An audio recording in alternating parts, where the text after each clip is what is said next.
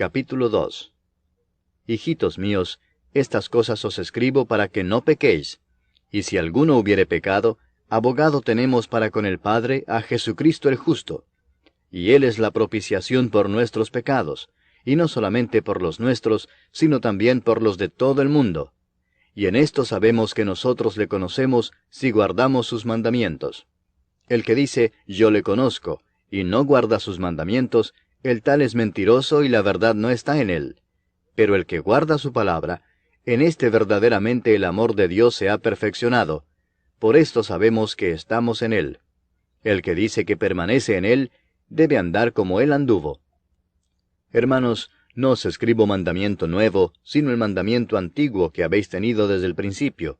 Este mandamiento antiguo es la palabra que habéis oído desde el principio. Sin embargo, os escribo un mandamiento nuevo, que es verdadero en él y en vosotros, porque las tinieblas van pasando y la luz verdadera ya alumbra. El que dice que está en la luz y aborrece a su hermano, está todavía en tinieblas. El que ama a su hermano permanece en la luz y en él no hay tropiezo.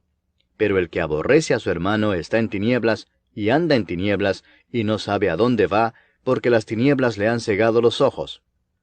Os escribo a vosotros, hijitos, porque vuestros pecados os han sido perdonados por su nombre.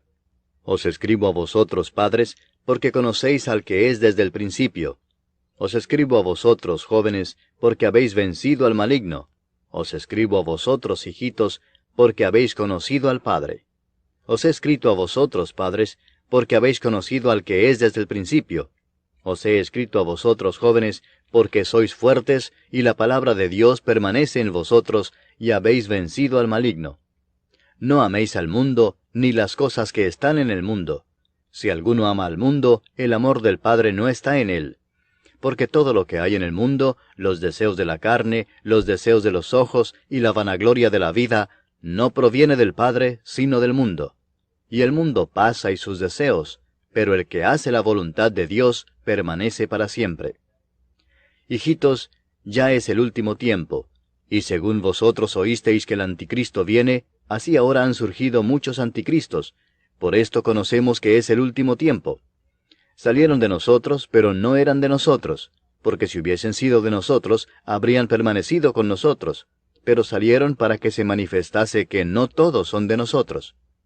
Pero vosotros tenéis la unción del Santo, y conocéis todas las cosas. No os he escrito como si ignoraseis la verdad, sino porque la conocéis, y porque ninguna mentira procede de la verdad. ¿Quién es el mentiroso sino el que niega que Jesús es el Cristo? Este es anticristo, el que niega al Padre y al Hijo. Todo aquel que niega al Hijo, tampoco tiene al Padre. El que confiesa al Hijo, tiene también al Padre. Lo que habéis oído desde el principio, permanezca en vosotros.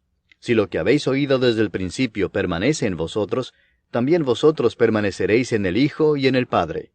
Y esta es la promesa que Él nos hizo, la vida eterna. Os he escrito esto sobre los que os engañan. Pero la unción que vosotros recibisteis de Él permanece en vosotros, y no tenéis necesidad de que nadie os enseñe. Así como la unción misma os enseña todas las cosas, y es verdadera y no es mentira, según ella os ha enseñado, permaneced en Él. Y ahora, hijitos, permaneced en Él, para que cuando se manifieste, tengamos confianza para que en su venida no nos alejemos de Él avergonzados. Si sabéis que Él es justo, sabed también que todo el que hace justicia es nacido de Él. Capítulo 62. Por amor de Sión no callaré, y por amor de Jerusalén no descansaré, hasta que salga como resplandor su justicia, y su salvación se encienda como una antorcha. Entonces verán las gentes tu justicia, y todos los reyes tu gloria, y te será puesto un nombre nuevo, que la boca de Jehová nombrará. Y serás corona de gloria en la mano de Jehová, y diadema de reino en la mano del Dios tuyo. Nunca más te llamarán desamparada, ni tu tierra se dirá más desolada, sino que serás llamada Efsibá, y tu tierra Beula, porque el amor de Jehová estará en ti, y tu tierra será desposada. Pues como el joven se desposa con la virgen, se desposarán contigo tus hijos, y como el gozo del esposo con la esposa, así se gozará contigo el Dios tuyo. Sobre tus muros, oh Jerusalén, he puesto guardas. Todo el día y toda la noche no callarán jamás. Los que os acordáis de Jehová, no reposéis, ni le deis tregua, hasta que restablezca a Jerusalén y la ponga por alabanza en la tierra. Juró Jehová por su mano derecha y por su poderoso brazo, que jamás daré tu trigo por comida a tus enemigos, ni beberán los extraños el vino que es fruto de tu trabajo, sino que los que lo cosechan lo comerán y alabarán a Jehová, y los que lo vendimian lo beberán en los atrios de mi santuario. Pasad, pasad por las puertas, barred el camino al pueblo, allanad, allanad la calzada, quitad las piedras, alzad pendón a los pueblos. He aquí que Jehová hizo oír hasta lo último de la tierra. Decid a la hija de Sión, he aquí viene tu Salvador, he aquí su recompensa con él y delante de él su obra. Y les llamarán pueblo santo, redimidos de Jehová, y a ti te llamarán ciudad deseada, no desamparada.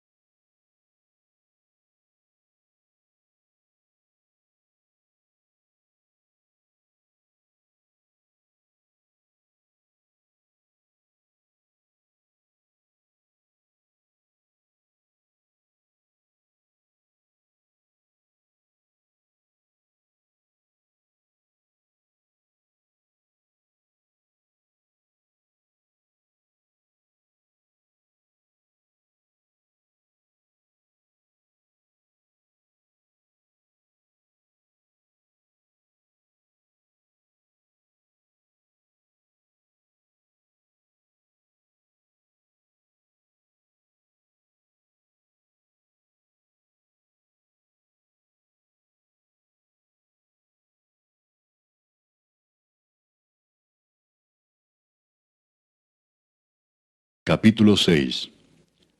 En el año 480, después que los hijos de Israel salieron de Egipto, el cuarto año del principio del reino de Salomón sobre Israel, en el mes de Sif, que es el mes segundo, comenzó él a edificar la casa de Jehová. La casa que el rey Salomón edificó a Jehová tenía 60 codos de largo, y 20 de ancho, y 30 codos de alto. Y el pórtico delante del templo de la casa tenía 20 codos de largo a lo ancho de la casa, y el ancho delante de la casa era de 10 codos. E hizo a la casa ventanas anchas por dentro y estrechas por fuera. Edificó también junto al muro de la casa aposentos alrededor, contra las paredes de la casa alrededor del templo y del lugar santísimo, e hizo cámaras laterales alrededor. El aposento de abajo era de 5 codos de ancho, el de en medio de 6 codos de ancho, y el tercero de 7 codos de ancho.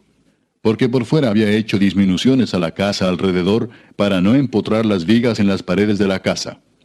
Y cuando se edificó la casa, la fabricaron de piedras que traían ya acabadas, de tal manera que cuando la edificaban, ni martillos ni hachas se oyeron en la casa, ni ningún otro instrumento de hierro. La puerta del aposento de en medio estaba al lado derecho de la casa, y se subía por una escalera de caracol al de en medio, y del aposento de en medio al tercero. Labró pues la casa y la terminó, y la cubrió con artesonados de cedro. Edificó asimismo el aposento alrededor de toda la casa, de altura de 5 codos, el cual se apoyaba en la casa con maderas de cedro.